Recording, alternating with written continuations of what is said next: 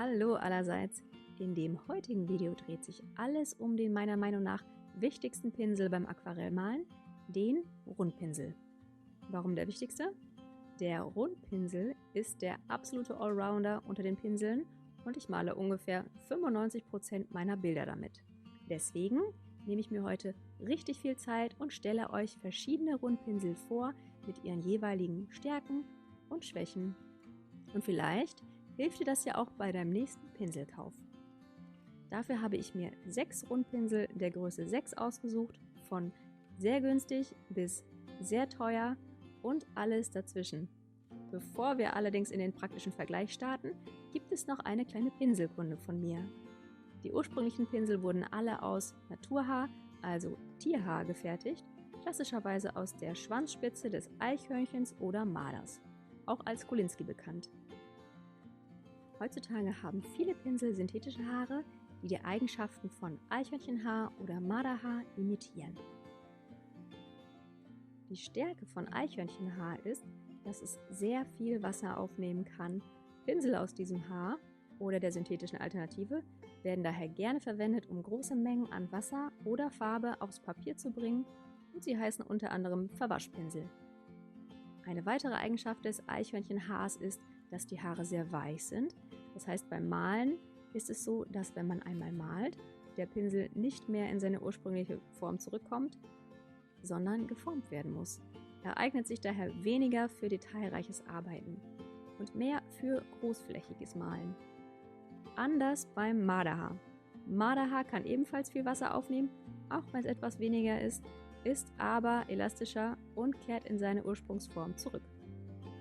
Außerdem formen sich die Haare zu einer Spitze, sodass man sowohl dünne als auch die Striche damit malen kann. Aufgrund tierschutzrechtlicher Bedenken bezüglich der Jagd von Eichhörnchen und Marder sind in den letzten Jahren immer mehr synthetische Alternativen auf den Markt gekommen, die auch immer besser die Eigenschaften der Naturhaare bzw. Tierhaare imitieren. Schwerpunkt dieses Videos ist der Vergleich der verschiedenen Eigenschaften der Pinsel. Ob Naturhaar oder synthetische Faser ist etwas, was jeder für sich selber entscheiden muss. Und folgende Pinsel schaue ich mir nun an. I Love Art von Gerstica, das ist die Eigenmarke, der Cum Memory Point, Casaneo von Da Vinci, Princeton Neptune, Colineo von Da Vinci und zuletzt der Maestro 10 von Da Vinci. Vergleichen werde ich die Pinsel in verschiedenen Kategorien. Erstens Wasseraufnahmefähigkeit und damit auch Farbabgabe. Zweitens die Formbeständigkeit, also wie gut der Pinsel wieder in seine ursprüngliche Form zurückkehrt. Und drittens die Präzision, also wie gut er eine Spitze hält und feine Striche malen kann. Wir starten mit der Wasseraufnahmefähigkeit. Dafür habe ich 6 Wassertropfen auf das Papier gegeben, denn gerade beim Arbeiten mit viel Wasser ist es wichtig, dass der Pinsel Farbe und Wasser auch wieder gut aufnehmen kann. Hier kann man jetzt sehen, wie der Casaneo das Wasser förmlich aufsaugt. Nicht verwunderlich, denn die Synthetikhaare imitieren Eichhörnchenhaare. Dem Colineo und dem Cum-Pinsel fällt dies deutlich schwerer. Auch der Kolinsky-Pinsel, also der aus Echtmarderhaar, saugt das Wasser förmlich auf und die Gerstica Eigenmarke, finde ich, zeigt eine recht solide Leistung. Als nächstes lasse ich die Pinsel mit Wasser vollsaugen und presse dieses dann über dem Papier aus, um zu sehen, wie viel Wasser die verschiedenen Pinsel speichern können. Auf dem ersten Platz der Casaneo, auf dem zweiten der Kolinsky-Pinsel und den letzten Platz gewinnt der Cum-Pinsel. Bei der Farbabgabe sieht es dann so aus. Passend zu den vorherigen Ergebnissen gibt der Casaneo mit Abstand am meisten Farbe ab. Danach folgt der Echthaar-Marder-Pinsel, in der Mitte Princeton, Gerstica Eigenmarke und Colineo. Und den letzten Platz nimmt der Cum-Pinsel ein.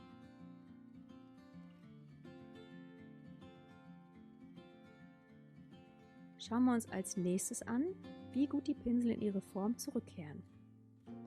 Gewinner und Verlierer der letzten Partie tauschen hier die Plätze, denn mit seinen weichen Haaren fällt es dem Casaneo deutlich schwerer eine Spitze zu formen.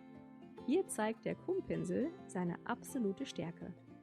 Mit seinen sehr feinen Linien, die sich ohne Probleme mit breiten Linien abwechseln. Auch die anderen Pinsel zeigen eine recht solide Leistung, wie ich finde.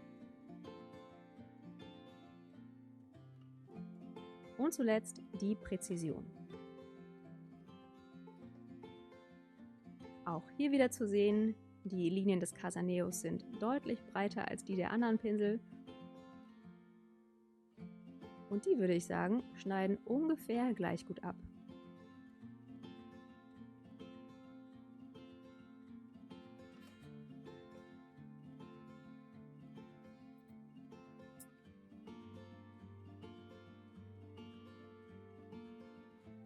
Nicht wundern, den Princeton habe ich nochmal gemacht.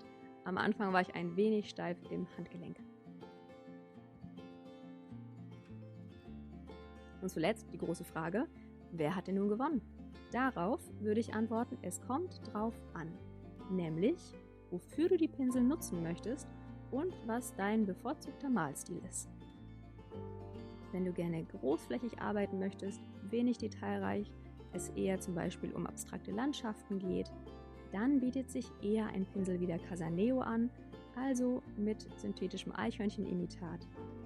Möchtest du allerdings illustrativ arbeiten, sehr detailreich, vielleicht auch Miniaturbilder malen, dann lohnt es sich, einen Pinsel zu nehmen mit einer recht steifen Spitze, der gut in seine Ursprungsform zurückkehrt und eine gute Spitze halten kann. Ich persönlich bin malerisch recht bunt unterwegs.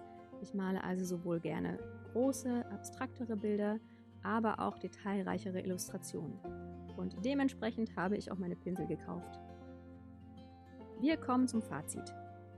Für mich hat dieser Test 2 Dinge deutlich gemacht, die mir auch beim Malen schon aufgefallen sind. Erstens, der I Love Art Gerstica Pinsel ist für den Preis, den er kostet, erstaunlich gut. Wenn du also Anfänger bist und am Anfang nicht so viel Geld investieren möchtest, dann kann ich dir diesen sehr ans Herz legen.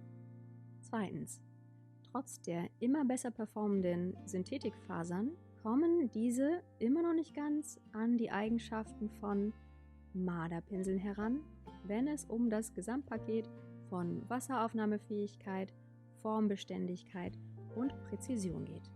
Perspektivisch würde ich persönlich gerne auf synthetische Pinsel umstellen. Solltest du also um welche wissen, die ähnlich gut performen, dann schreib mir gerne in die Kommentare. Was allerdings definitiv gegen diese Pinsel spricht, ist der Preis. Wir reden hier von der absoluten Oberliga an Pinseln. Meiner Meinung nach braucht es diese für die allermeisten Hobbykünstler und ihre Bilder nicht. Da reichen die synthetischen Alternativen definitiv aus. Und von diesen gefällt mir der Princeton Neptune mit am besten. Und das war's von mir. Ich hoffe, du konntest einige Informationen aus diesem Video rausnehmen und dann wünsche ich frohes Malen.